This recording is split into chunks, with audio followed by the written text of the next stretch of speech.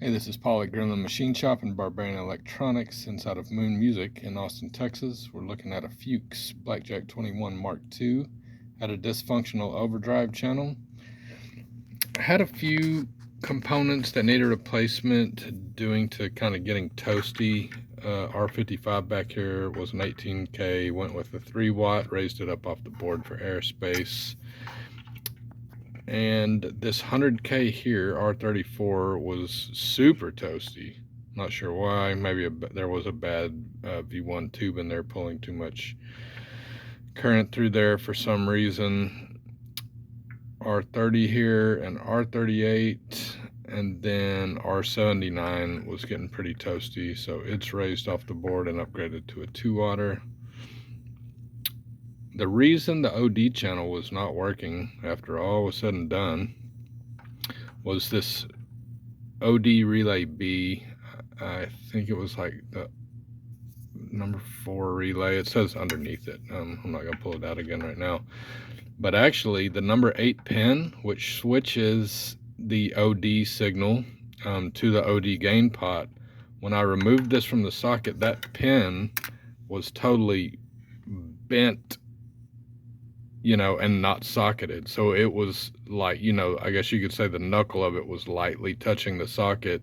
So if the way I found it was, it kind of looked strange. It looked like it wasn't seated flush, but whenever I pressed down with the chopstick, the signal cut in. And so I knew it was something about the relay. And I think that was probably a factory thing. And you may not be able to see this, but it's physically fracturing on the side. So my guess is they were holding it with some kind of pliers and were, pressing it into that socket, and because it wasn't going, because of, that bent pin, it actually cracked the side of the relay. However, it does still function. I will look for a replacement and try to put a brand new one in there, but the amp is functional again with the upgraded components. Put a couple fresh preamp tubes in there. The other thing, as recommended by Fuchs, if you're a technician, is to remove the leaded solder from the preamp tube sockets and reflow it with leaded solder. You're just going to be less prone to having problems and conductivity, fractured joints, things like that, or cold solder joints. They're kind of hard to tell with that unleaded stuff. So got rid of that and reflowed good leaded solder, and this thing is good to go.